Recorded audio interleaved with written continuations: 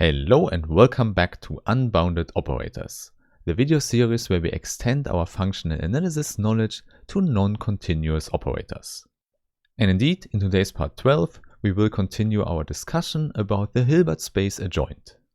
In particular, we will look at the connection between the kernel and the range.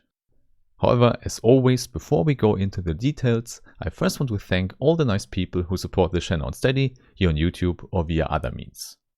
And you might already know, as a Steady supporter, you can download additional material with the link in the description. And then without further ado, let's immediately start with the general assumption of today, where x and y are Hilbert spaces. This is important because for a given operator t between x and y, we want to consider the Hilbert space adjoint t star. Hence also here, it's a general assumption that t is a linear operator and it can be bounded or unbounded. However, of course, the bounded case is much simpler, so you should usually think of an unbounded operator here. And in that case, we often assume that we have a densely defined operator. This is helpful because it immediately implies that the Hilbert space adjoint t star exists. And moreover, in the last video we have shown that t star is always a closed operator, which means that the graph of t star is closed, which comes from the fact that the graph is given by an orthogonal complement. However, the downside here is that in general, t star is not densely defined anymore. We can only guarantee that if we assume that our original operator t is a closable one. This is a really nice result because under this assumption we can form the adjoint of t star again. Otherwise it would not be possible because the adjoint only exists if we have a densely defined operator. And with that knowledge we can immediately make a claim for the kernel of the Hilbert space adjoint. So let's simply take t as a densely defined operator and let's look at the kernel of t star.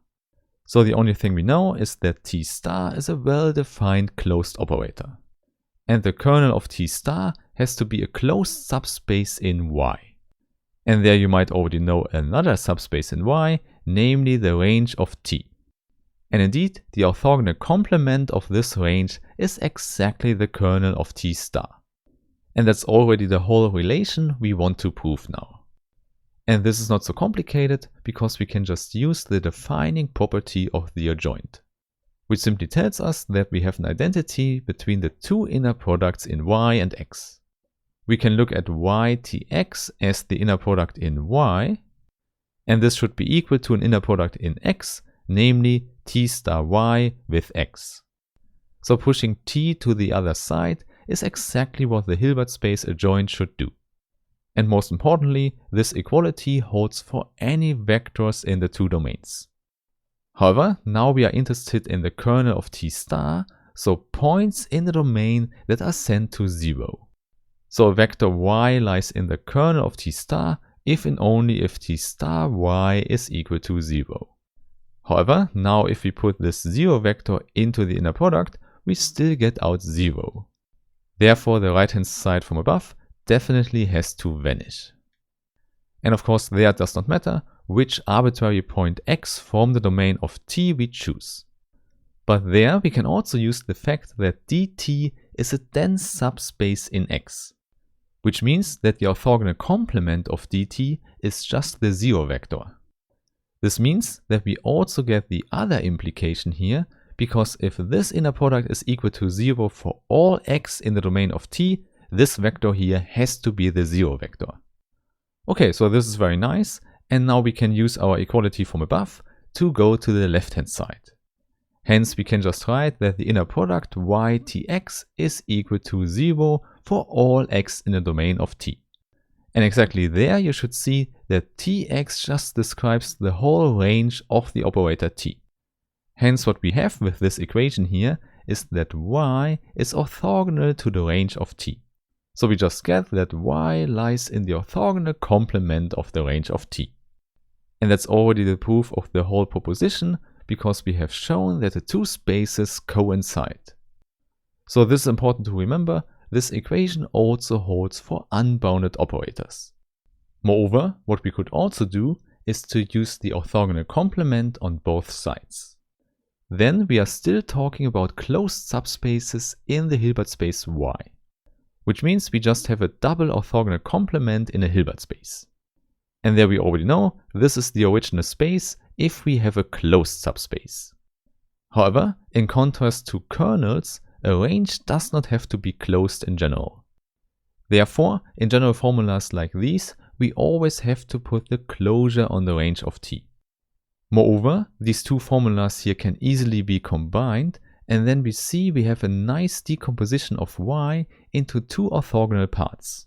So maybe let's simply sketch that. Let's assume that this one is our Hilbert space Y. And then we find two closed subspaces in it, namely the kernel of the adjoint, and orthogonal to that, the closure of the range of T. And now both things together just span the whole Hilbert space as a direct sum. So this is what our result here tells us. The Hilbert space Y is split into two parts by the operator T. And since we will use this composition later in this video series, let's formulate it as a corollary. And in fact, we can also get a nice decomposition of our Hilbert space X if we assume that T is a closable operator. Indeed, closable here allows us to use the adjoint of the adjoint. In other words, we can just use the formula from above and apply it to T star instead of T. So this is definitely correct because T star is also a densely defined operator. However, now these two spaces here live in the Hilbert space X instead of the Hilbert space Y. And moreover, we already know that the double adjoint of T is just the closure of T. Therefore, the kernel on the left hand side is quite simple. We just have the kernel of this closed operator. Hence, if T is already a closed operator, this would be just the kernel of T. And moreover, this whole thing implies that we get a nice decomposition of the Hilbert space X. Namely, we have the closed kernel and the orthogonal complement of it, which is the closure of the range of T star. So there, the adjoint is used for the range. And on the other hand, we already know it's the other way around for Y. So there, as written before, we have the adjoint in the kernel. So there we have two decompositions with a direct sum, and we also already know more because we know they are orthogonal to each other.